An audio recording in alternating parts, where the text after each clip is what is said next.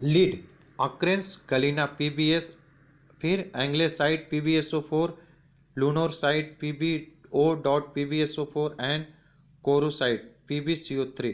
इसमें electrolytes use करते H2SiF6। Extractions high lead content and low silica content.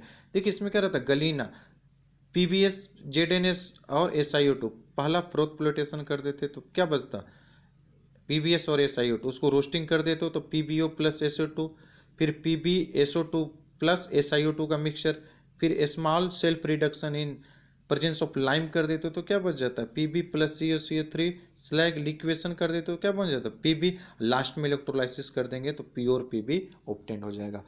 B में galena containing low lead quantity and silica content, तो ये इसके लिए अलग मेथड होती है। इसमें लिए गलीना जो रहता है पीबीएस, उसमें क्या जेडएनएस और SiO2 रहता है। सबसे पहले क्या करते हैं, प्रोटप्लोटेशन और डिप्रेसेंट NaCN यूज करते थे तो पीबीएस और माइनस SiO2 बाहर हो जाता।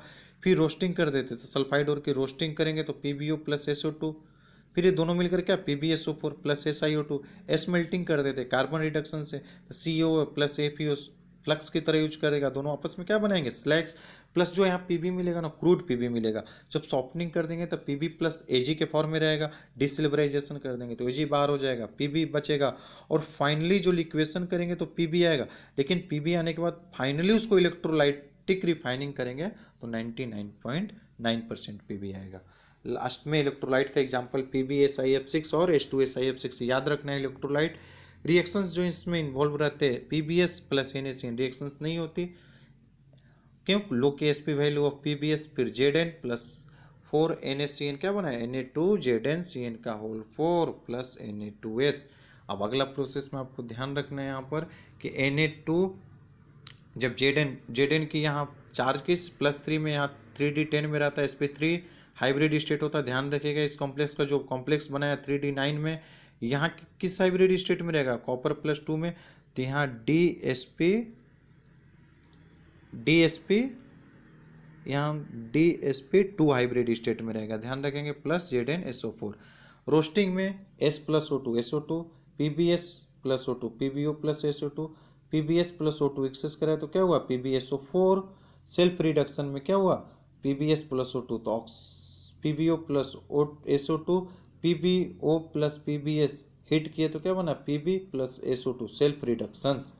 फिर अगला में क्या हुआ कार्बन रिडक्शंस, कार्बन रिडक्शंस में क्या हुआ PbO plus C, Pb plus CO, SI क्या होता है इम्प्योरिटी की तरह, इन्हें lead PbSO4 plus C, Pb plus SO2 plus SO, FeO plus SiO2 क्या बना SiO3, CO CaO plus SiO2 क्या बना CaSiO3 slag.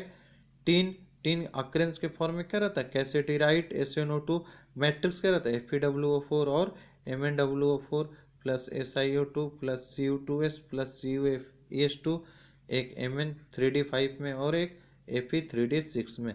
Extractions of powdered ओर, देखिए एक्सट्रैक्शंस ऑफ पाउडर ओर में जो SnO2 प्लस FeWO4 और MnWO4 plus SiO2 plus mixture को क्या करते लेविगेशन कर दे तो SiO2 बाहर हो जाएगा। सेकेंड में इलेक्ट्रोमैग्नेटिक सेपरेशन करेंगे तो FeWO4 और MnWO4 बाहर हो जाएगा। बचा क्या SnO2 plus Cu2S plus CuFeS2, इसका कंट्रोल्ड रोस्टिंग कर देंगे तो SnO2 बचा है, स्मेल्टिंग कर देंगे कार्बन रिडक्शन से तो क्या बचा Sn, लेविगेशन कर देंगे तो प्योर Sn बचा। तो यहाँ नोट्स ध्यान देंगे, Sn कितना हुआ 232.9 डिग्री सेल्सियस, इसका ध्यान रखेंगे। इसकी ये टेम्परेचर होती है। मैग्नीज की कितना 1245 डिग्री सेल्सियस, टंगस्टन की कितना, टंगस्टन की 3140 डिग्री सेल्सियस और फेरस की कितना 1535 डिग्री सेल्सियस। याद रखिएगा इसकी टेम्परेचर। स्मेल्टिंग में SnO2 plus C, SnO plus CO और SnO plus CO, Sn plus CO2, और इसकी भी टेम्परेचर ध्यान रखेंगे। Sn का एक्चुअली में लिखा कितना गया 232 डिग्री सेल्सियस, ध्यान रखेंगे 232 डिग्री सेल्सियस, कोई पॉइंट में नहीं है। Sn 232 degree Celsius, ferrous 1535 degree Celsius, ये ध्यान रखेंगे। आयरन को आपको ध्यान रखना, occurrences haematite Fe2O3, magnetite Fe3O4 जो FeO प्लस Fe2O3 का मिक्सचर रहता है, और सीडेराइट। देखिए जो एक्सट्रैक्शंस की करते हैं हेमेटाइट में, तो सबसे पहले लेविगेशन, इलेक्ट्रोमैग्नेटिक सेपरेशन, फिर कैल्सिनेशन, फिर रोस्टिंग। तो बचता क्या है, Fe2O3 और SiO2 मैट्रिक्स के फॉर्म में। अब ये बात आपको ध्यान रखना है, यहाँ आपको ये ध्यान रखना है कि जो फाइनली इसकी मैट्रिक्स आया, जब इसकी क्या की है, रिडक्शन की है, तो ब्लास्ट फर्नेस में, Fe लिक्विड में, फिर Fe पिग आयरन में। देखो जो पिग आयरन में गया ना ये, तो उसमें फेरस कितना है 93% और कार्बन कितना है 5%, अदर क्या 2% इम्प्योरिटी। जब उसको रिफाइनिंग के लिए स्लो कूलिंग की है तो किस में कन्वर्ट हुआ, ग्रे कास्ट आयरन में। ग्रे कास्ट आयरन में कार्बन एज ए ग्रेफाइट के फॉर्म में रहता।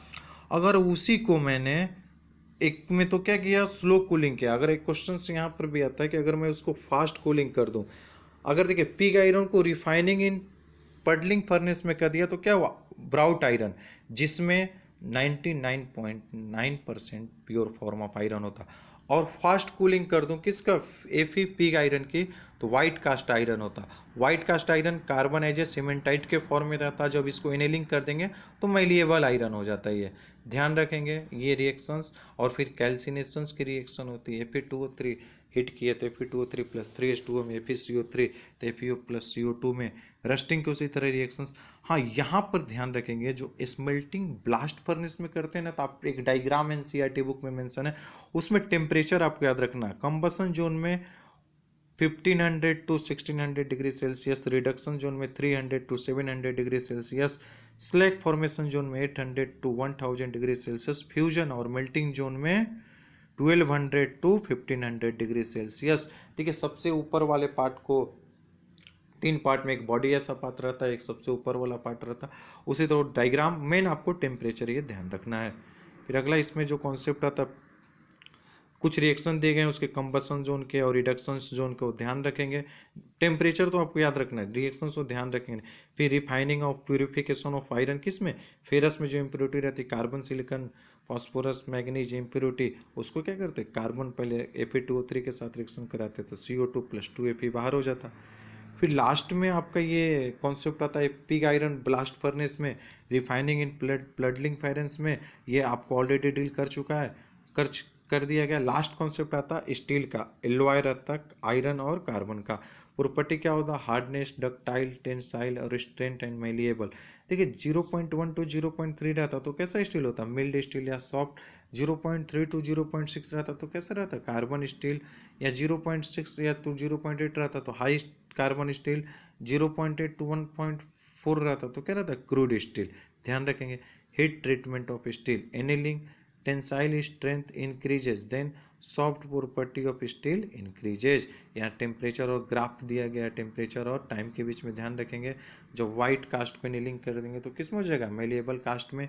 क्वेंचिंग हार्ड और compressive strength, tempering in this process quench steel is heated below the redness and cooled slowly. Surface treatment of steel, सबसे पहले यहाँ ध्यान रखेंगे सरफेस ट्रीटमेंट में steel 700 to 800 degree Celsius steel या रेड हॉट पर क्या स्टील और नाइट्राइट क्या कर देंगे Fe प्लस NH3 किस में गया Fe प्लस H2, स्टील की नाइट्राइडिंग कर देंगे। फिर केस हार्डनिंग में क्या स्टील और चारकोल स्टीम Fe3C और सीमेंटाइट के फॉर्म में रहेगा क्या Fe3C। लास्ट में कॉन्सेप्ट आती है इसमें ग्रीन केमिस्ट्री, जो प्रिंसिपल्स दिए गए हैं means pollution free chemistry. Thanks.